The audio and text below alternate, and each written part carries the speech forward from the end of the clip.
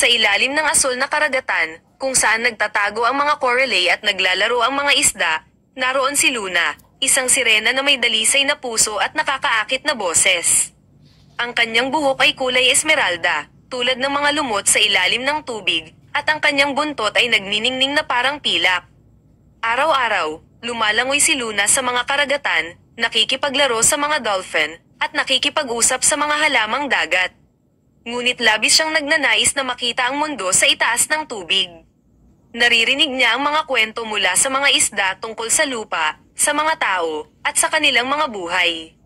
Isang araw, habang lumalangoy siya malapit sa baybayin, nakita niya ang isang batang lalaki na nahulog sa dagat. Mabilis na lumangoy si Luna papalapit at inilabas siya sa tubig.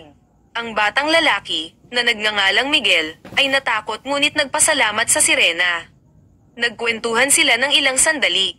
Ikinuwento ni Miguel ang mga pangarap niyang maging isang pintor, at ang mga kulay na nakikita niya sa mundo. Nainggit si Luna, nais niyang makita rin ang mga iyon. Nang magpaalam si Miguel, humiling si Luna ng isang bagay, "Maaari mo bang ipinta ko?" Nagulat si Miguel, ngunit pumayag din siya.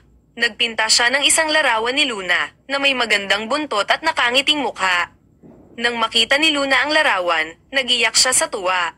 Sa bawat pagitan ng kanilang pagkikita, patuloy na nagpinta si Miguel ng mga larawan para kay Luna, na nagkukwento sa kanya tungkol sa mundo sa itaas.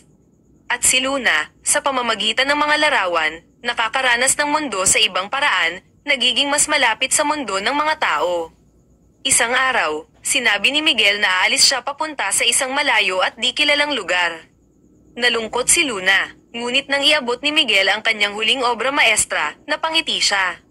Ipininta ni Miguel ang mundo sa paligid ni Luna, ang mga kulay ng dagat, ang mga isda, ang mga coralay, lahat ay nagniningning sa kanyang canvas. Naunawaan ni Luna na hindi na niya kailangan makita ang mundo sa itaas, dahil naroroon na ito sa kanyang puso, sa pamamagitan ng mga kulay at kwento ni Miguel. Ang kanyang puso ay puno ng pag-asa, at ang kanyang pag-ibig para sa batang lalaki ay tulad ng dagat, malalim at walang hanggan.